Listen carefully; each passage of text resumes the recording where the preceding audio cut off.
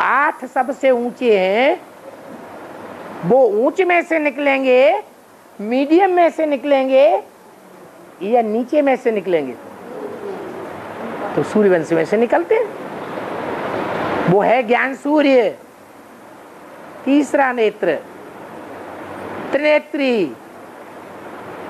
वो सूर्य के बच्चे भी सूर्य समान हैं।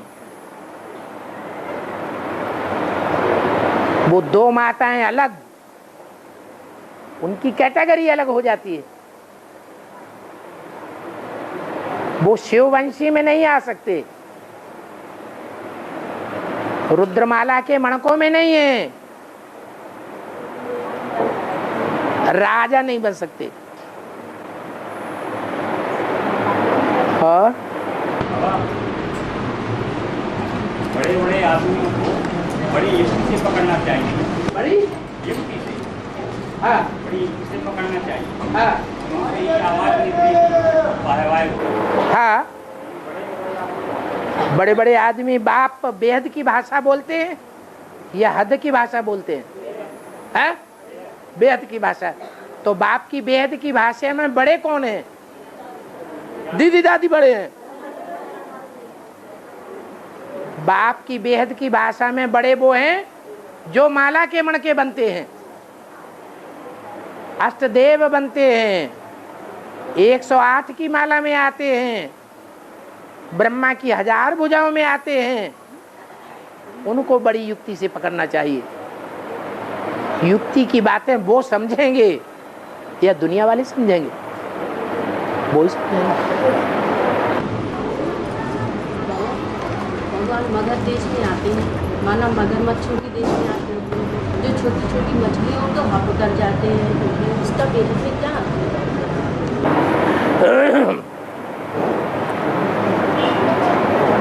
मगध देश मुरली में बोला है मगरमच्छों का देश है, जहां गंगा और यमुना नदी बहती है।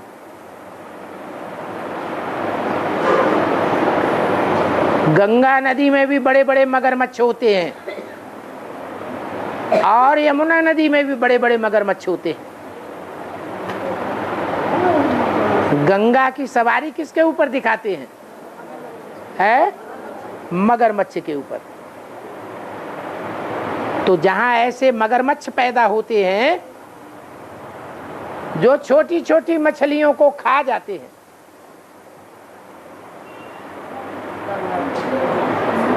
ये मत्स्य न्याय कहा जाता है। मत्स्य माने मछली, उनका न्याय क्या है? जो बड़ी मछलियां बने वो छोटी मछलियों को खाए, ये उनका न्याय। तो महापापात्मा हुए या पुण्यात्मा हुए? महापापियों के देश में आता हूं। हिंदुस्तान में कहीं भी चले जाओ, बिहार और यूपी के लोगों से लोग बहुत डरते हैं। ऐसे ऐसे भयंकर राक्षस हैं कि 40-40, 45, 50-50 लोगों के परिवार को भून देते हैं।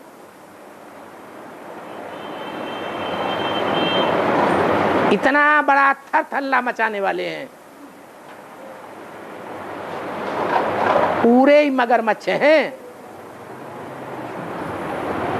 सीधा ही निगल जाते हैं। ऐसों को कौन कंट्रोल करेगा? ये आज की गवर्नमेंट कंट्रोल करेगी? है? मायावती कंट्रोल करेगी? नहीं कर सकती। ये बाप ही है जो कोई से डरता नहीं है। डर देह अभिमानी को लगता है या आत्माभिमानी को डर लगता है?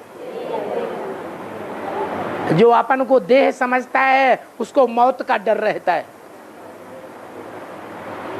उसको अपनी देह है ही नहीं। तो उसको मौत का कोई डर नहीं, इसलिए मगरमच्छों के देश में आता है। ब्रह्मा कुमारियां क्या समझती हैं कि माउंट आबू में आता है, माउंट आबू में आता है या मगरमच्छों के देश नॉर्थ इंडिया में आता है। यादगार कहां बनी हुई है? यादगार जो है शंकर के रूप में भगवान काशी नगरी में, राम के रूप में भगवान अयोध्या में, कृष्ण के रूप में भगवान मथुरा में दिखाई जाते हैं। तो यहां से प्रत्यक्षता रूपी जन्म होता है। बच्चा जब जन्म लेता है तो संसार में प्रत्यक्ष होता है। जन्म लेने से पहले गुप्त होता है या प्रत्यक्ष होता है? गुप्त होता है। तो अभी भगवान गुप्त पाठ बजाय रहा है या प्रत्यक्ष हो चुका है? गुप्त पाठ बजाय रहा है। गुप्त पाठ बजाय रहा है माने गर्भ में है, अभी संसार के सामने प्रत्यक्षता रूपी जन्म नहीं लिया है।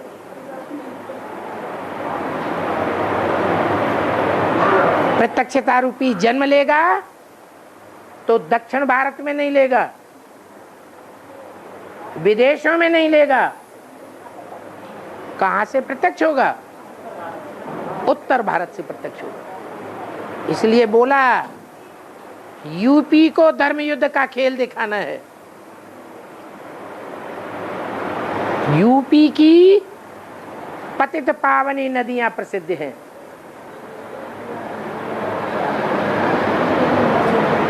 वो पतित पावनी शंकर की जटाओं से निकलती हुई दिखाई जाती हैं।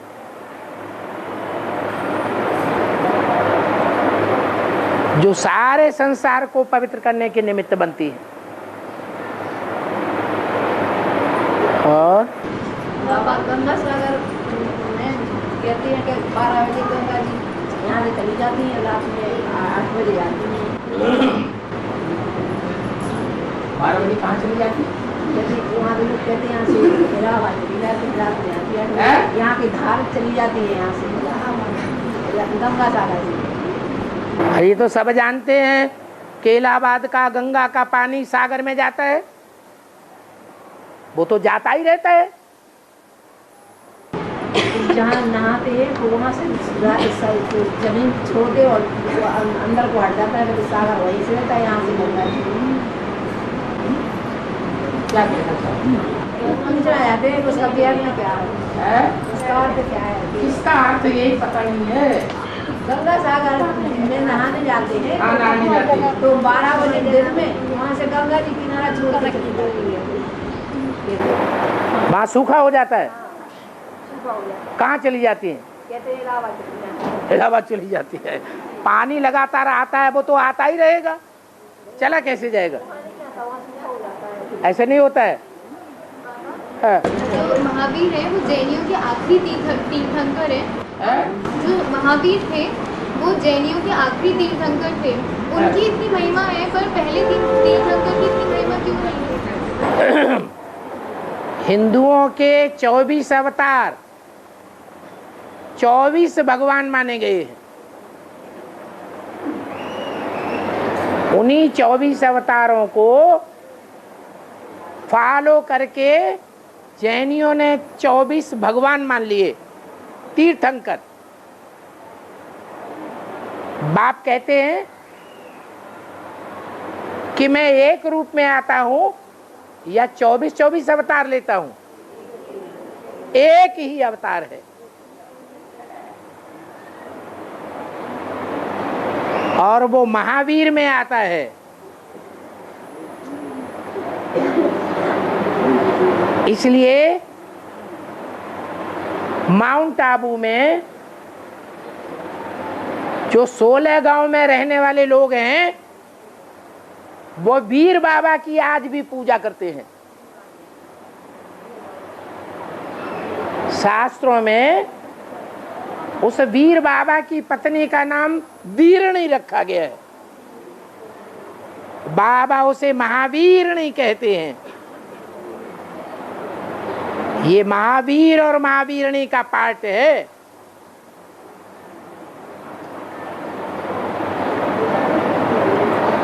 चौबीस भगवान नहीं है, भगवान तो एक ही है। दूसरे, जैन शास्त्रों में महावीर को 2500 साल पहले माना गया।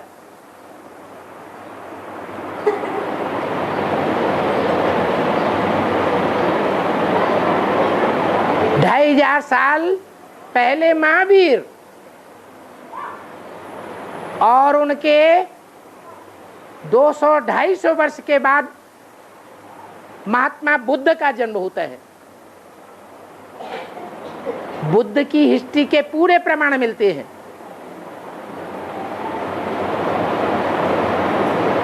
पूरी हिस्ट्री मिलती है।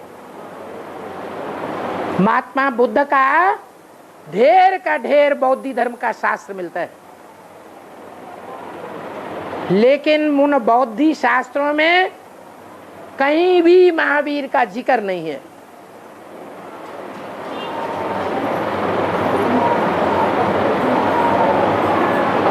इतना बड़ा भगवान का पार्ट महात्मा बुद्ध से 250 वर्ष 200 वर्ष पहले जो संसार में प्रसिद्धि पा चुका था, वो बौद्ध धर्म के शास्त्रों में उसका उल्लेख क्यों नहीं है? इससे साबित होता है कि महावीर नाम का कोई व्यक्ति नहीं हुआ 2500 साल पहले।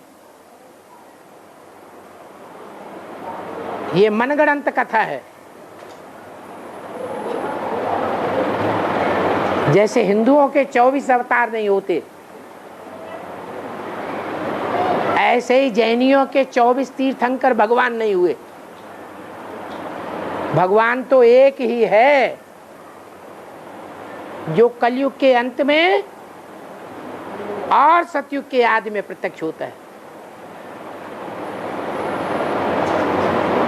और बाबा वो पहले कहते हैं कि श्री लक्ष्मी श्री नारायण, फिर पार्वती को आगे क्यों नहीं लाते? पहले फिर कहते अभी कहते हैं श्री लक्ष्मी श्री नारायण, और फिर शंकर का नाम पहले आ रहा है।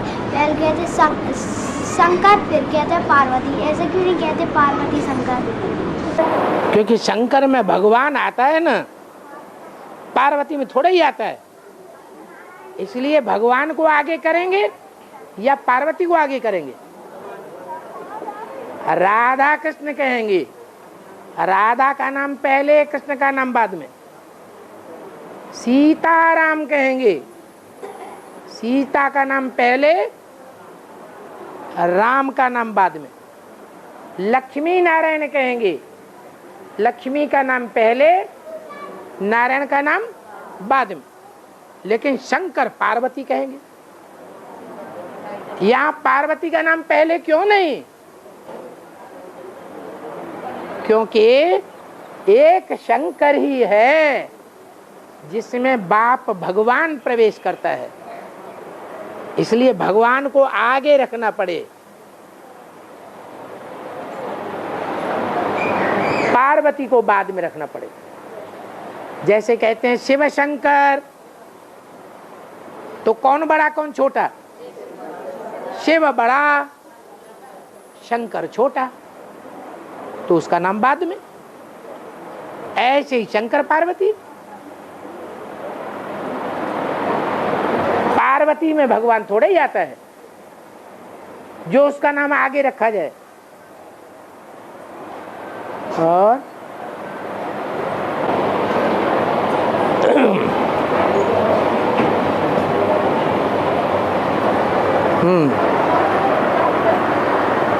ये पूछा गया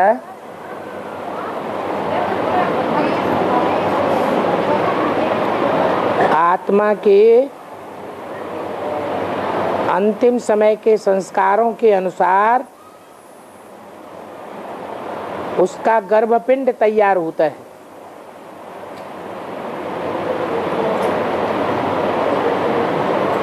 कोई भी मनुष्य आत्मा शरीर छोड़ती है तो उसके शरीर छोड़ने से 4 महीने पहले ही गर्भपिंड तैयार हो जाता है।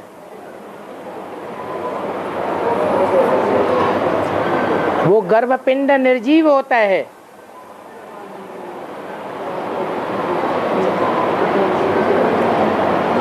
जब मनुष्य आत्मा शरीर छोड़ती है उसी सेकंड उस गर्भपिंड में निर्जीव में प्रवेश हो जाता है। फिर 9 महीने के बाद बच्चा जन्म लेता है। तो यहाँ प्रश्न है कि अगर गर्भपिंड गिर जाता है बीच में या गिरा दिया जाता है तो उस आत्मा का क्या होता है? क्या वो अपने उसी शरीर में रहती है, पिछले वाले शरीर में?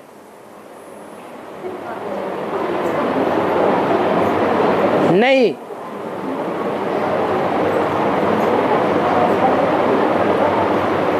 गर्भपिंड के 2 रूप हो गए। एक तो निर्जीव गर्भपिंड भी गिरा दिया जाता है। जब निर्जीव गर्भपिंड गिराया गया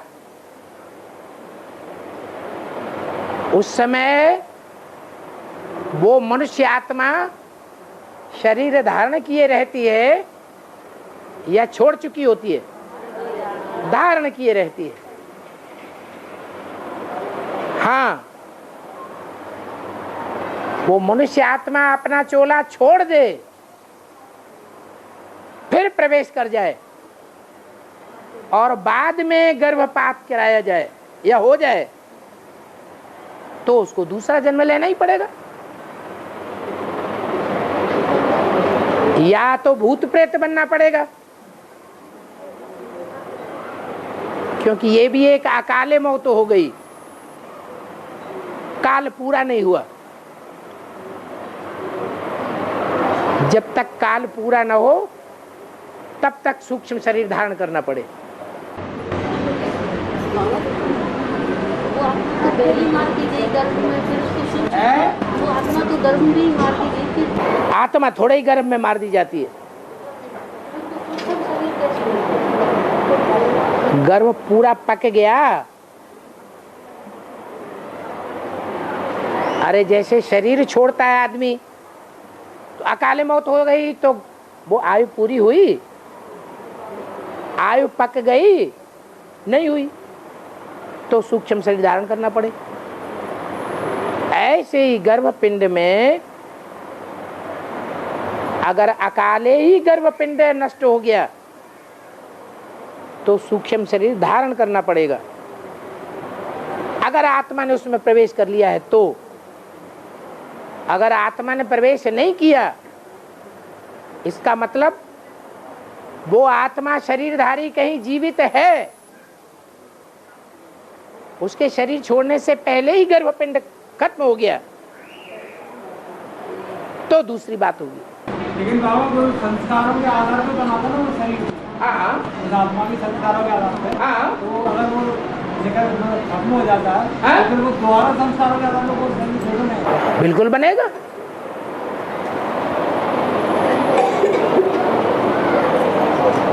बाबा हमारे भैया और लौकिक बाप की ऐसी बुद्धि कर दो कि वो ज्ञान में आ जाए। अरे बाबा के ढेर बच्चे हैं और यूं कहें कि शिव बाप के तो 500-700 करोड़ बच्चे हैं तो सबकी बुद्धि चेंज कर दें, सबके अम्मा बाप की, लौकिक संबंधियों की, कि एक तुम्हारी ही कर दें। तुम स्पेशल पुरुषार्थी हो क्या? अगर स्पेशल पुरुषार्थी हो तो भीख मांगेंगे ही नहीं। क्या करेंगे? वो अमृत बेले का पुरुषार्थ करेंगे। अमृत वेले के पुरुषार्थ में उस आत्मा को सर्च लाइट देंगे, रेगुलर सर्च लाइट देंगे। पुरुषार्थ के बल पर सब कुछ ले लेंगे। बाप के बच्चे भिखमंगा नहीं होते, और भीख मांगने वालों को बाबा कुछ भी देता नहीं।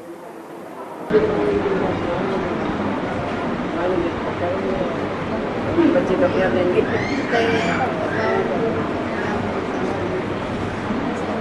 बाबा विष्णु के चित्र में 4 भुजाएं हैं, चारों शक्तियां हैं। चलाने वाली तो एक आत्मा है, यही पिता है। तो जब इन शक्तियों के बच्चे भी अलग अलग होंगे ना बाबा, जैसे लौकिक में एक माता के 4 बच्चे होते हैं, तो चारों बच्चे अलग अलग दिशाओं को भागते हैं, माँ बाप की बात को नहीं सुनते हैं। तो वैसे ही 4 भुजाएं हैं, 4 शक्तियां हैं, तो बच्चे भी क्या 4 प्रकार के होंगे, 4 तरह के होंगे। 4 शक्तियों के नाम क्या हैं? वो राधे बाबा यानी स्वदर्शन चक्र है, और गदा ब्रह्म बाबा, और शंख यानी वेदांती माता, और कमल का फूल यानी जगदम्बा। जगदम्बा। तो 4 आत्मा रूपी भुजाएं हैं। इन 4 आत्मा रूपी भुजाओं को चलाने वाला कौन है? हैं? हाँ, ब्रह्मा को चतुरानन और पंचानन भी कहा जाता है। आनन माने मुख, मुख में आत्मा रहती है। तो ये 4 आत्माएं हैं कंट्रोल्ड होने वाली, और इन चारों को कंट्रोल करने वाला है एक बाप।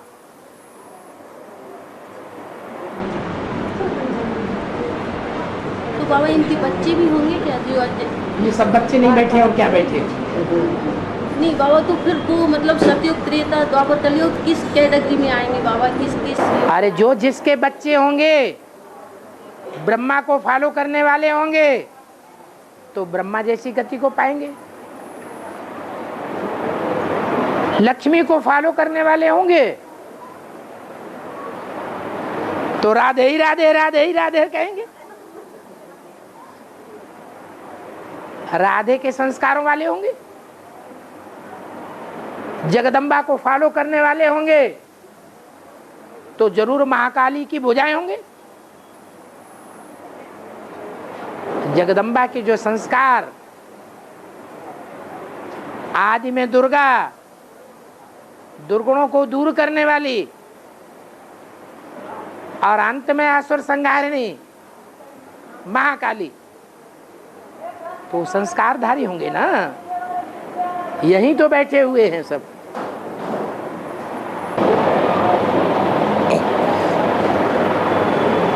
बाबा ने माँ बांधेली माताओं के लिए बताया है कि बंधन के कारण माताएं बट्ठी नहीं कर पाती हैं, फिर भी ज्ञान और योग में रहती हैं, तो उनकी भट्ठी ही मानी जाएगी, क्योंकि बाप के पार्ट पर निश्चय है।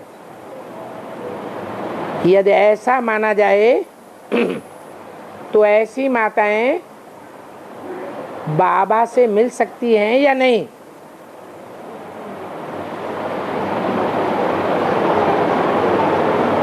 अगर रेगुलर क्लास कहीं अटेंड करती हैं,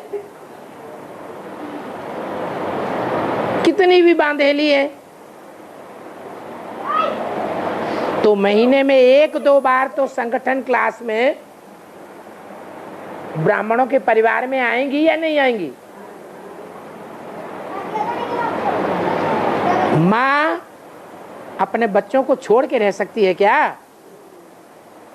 परिवार को छोड़ के रह सकती है? नहीं रह सकती। तो असल में अगर बांधेली माताएं हैं, तो कैसे भी कोशिश करके महीने 2 महीने में 1-2 संगठन जरूर अटेंड करेंगी। बाकी अपने घर में चोरी छिपे मुरली पढ़ती रहें, सुनती रहें, देखती रहें, तो क्यों नहीं बाबा से मिल सकती हैं? लेकिन इन बातों का प्रूफ चाहिए।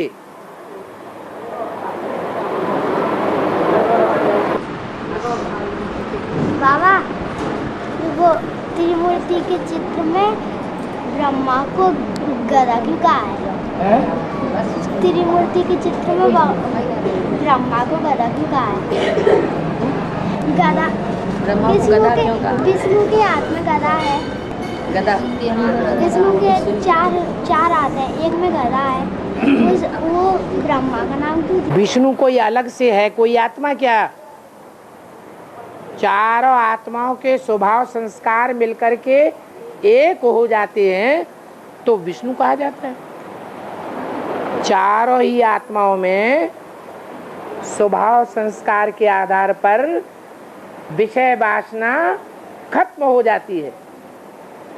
विष्णु नो विषय टाल, विषय वासना खत्म, इसलिए विष्णु कहा जाता है। लेकिन बाबा वो ब्रह्मा को क्यों गधा कहा जाता है? ब्रह्मा को क्यों गधा कहा जाता है? जो हाथ में सोटा है उसको क्यों गधा? वो गधा अलग होता है और जो हाथ में गधा पकड़ने का है वो अलग होता है। गधा कैरी के गधा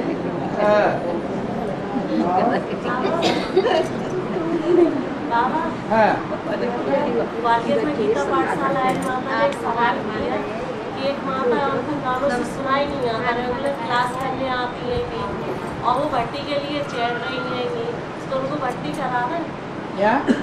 मतलब एक माता है कि ग्वालियर, उन्होंने कानों से सुनाई नहीं आता और रेगुलर क्लास करने आती है मतलब गीता पाठशाला पर, अब वो भट्टी के लिए चढ़ रही है तो उनको भट्टी करा दे, लेकिन उन्हें कानों से सुनाई नहीं आता। माने बाबा ने मना कर दिया जिनके कान कटे हुए हो तो उनको भट्टी नहीं करानी है। अरे आज की गवर्नमेंट तो जो लूले लंगड़े अंधे कोने काने खुचरे हैं उनको और ज्यादा प्रेफरेंस देती है। बाबे भी रुद्रमाला के मणकों को प्रेफरेंस देता है। ये रुद्रमाला के मणके कोई टूटी हुई बाह वाले हैं,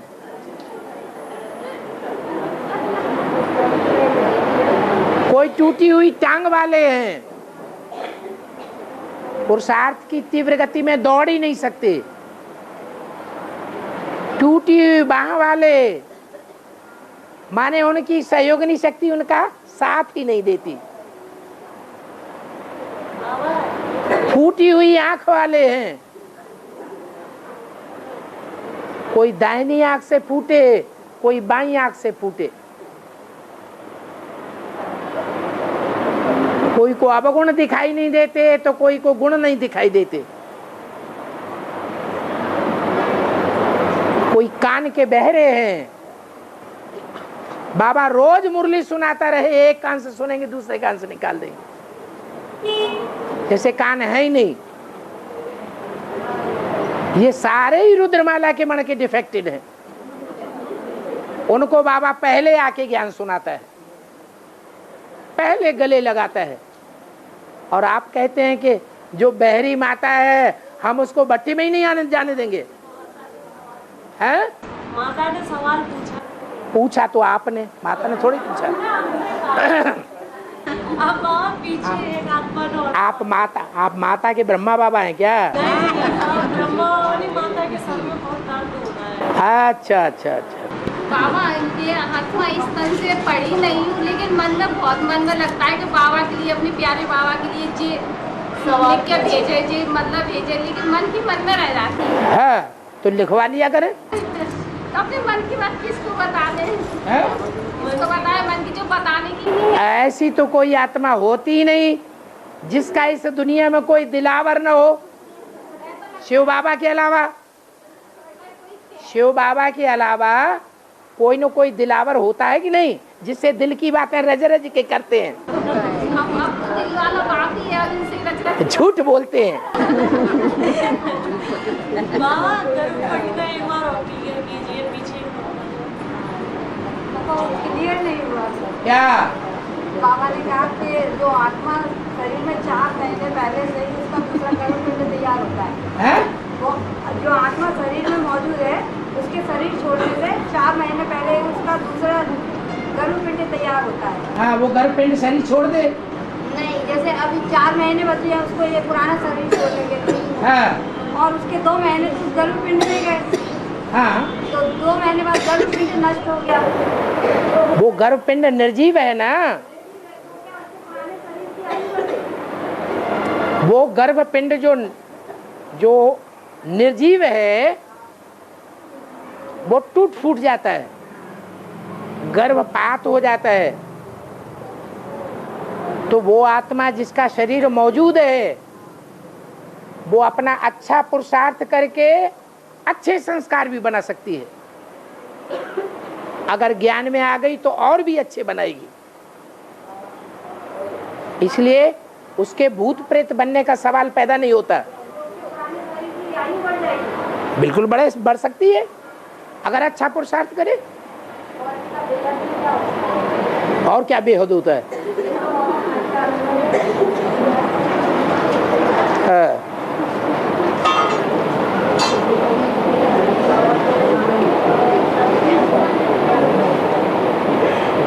बाबा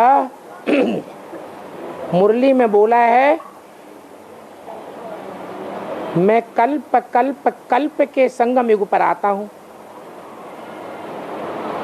ये 3 बार कल्प क्यों बोला है? वास्तव में 3 बार ही नहीं बोला है, मुरली में खुलासा भी किया है।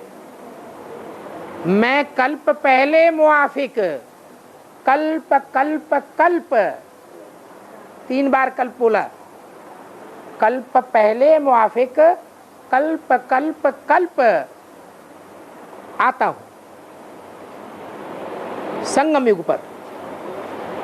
इसका मतलब ये हुआ कि 100 साल के संगम युग में जब सतयुगी शूटिंग पूरी होती है और त्रेतायुगी शूटिंग पूरी शुरू होने वाली होती है, उस समय के लिए वाक्य लागू होता है कि संगम युगी कल्प की आवृत्ति हो चुकी। माने जो सतयुगी देवता वर्ण की आत्माएं हैं वो 4 अवस्थाओं से पसार हो गई सन 75 में। तो बोला कल्प पहले मुआफिक, फिर त्रेता युगी कल्प की शूटिंग, फिर द्वापर युगी कल्प की शूटिंग, फिर कलयुगी कल्प की शूटिंग। 4 बार अवतार लेता हूं। ये शूटिंग पीरियड की बात है, उसको क्लियर करने के लिए 4 बार कल्प बोला है। और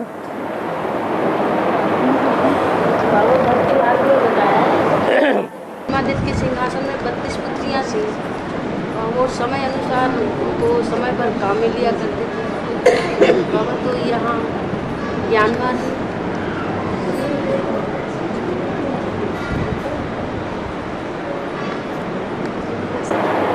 ये 32 पुतलियों वाली बात कोई मुरली में बोली है क्या? है सिंहासन 32 की जो कथा कहानी है वो मुरली में बताई गई है क्या? है बताई गई है? टीवी में पता नहीं क्या क्या देखने को मिलता रहता है, वो सब बुद्धि में भरा रहता है, मुरली के पॉइंट याद नहीं आएंगे।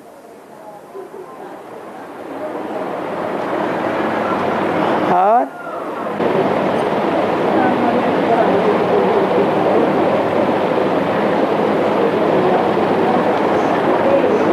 जब कोई शरीर छोड़ता है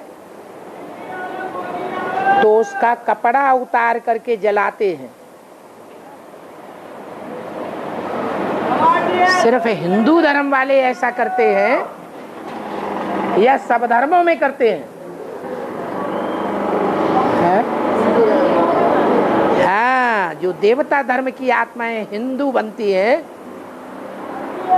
वो ही ऐसा करती हैं, क्योंकि जो देवता धर्म की आत्माएं हैं वो अपने देह अभिमान के कपड़े को पूरा जला के खाक कर देती है। जब देह अभिमान को पूरा जला दें तब आत्मा योगाग्नि में कंचन बनेगी। अगर देह अभिमान रूपी कपड़ा रह जाएगा तो आत्मा कंचन बनने वाली नहीं है। दूसरे धर्मों वालों का देह अभिमान रूपी कपड़ा रह जाता है। क्यों? क्योंकि वो अपने देह अभिमान को जमीन में गाड़ते हैं। जमीन अर्थात कन्या माता रूपी धरणी में अटैच कर देते हैं। तो अटैचमेंट बढ़ेगा, मिट्टी का अटैचमेंट बढ़ेगा या घटेगा? बढ़ेगा। इसलिए उनके यहाँ ये मान्यता है कि वो धरणी में गाड़ते हैं, पूरा जलाते नहीं। और हिंदुओं में जलाते हैं, जलाने से पहले कपड़ा उतार देंगे। तो हमको भी बाबा कहते हैं क्या करो, अपन को आत्मा समझो, देह को भूल जाओ। माने देह का वस्त्र उतार दो, आत्मा नंगी करो, फिर बाप से मिलन मनाओ। अगर देह अभिमान का वस्त्र रखेंगे तो विधर्मी आत्मा है। देवी देवता सनातन धर्म के नहीं है, है?